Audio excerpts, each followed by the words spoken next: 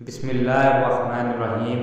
جنت اور دوزخ کے حالات۔ سیدنا ابن عمر رضی اللہ تعالی عنہ سے روایت ہے کہ نبی کریم صلی اللہ علیہ وآلہ وسلم نے فرمایا، جب جنتی جنت میں چلے جائیں اور دوزخی دوزخ میں چلے جائیں تو موت کو لایا جائے گا، یہاں تک کہ وہ جنت اور دوزخ کے درمیان میں لائی جائے گی، پھر اس کو ذبح کر دیا جائے گا، پھر ایک منادی کرانے والا آواز لگائے گا کہ اے اہل جنت، تم کو آج کے بعد موت نہ آئے گی، اور اے اہل جہنم، تم کو بھی آج کے بعد موت نہیں آئے گی۔ اس آواز سے اہل جنت کو خوشی پر خوشی ہوگی اور اہل دوزخ کو رنج پر رنج ہوگا۔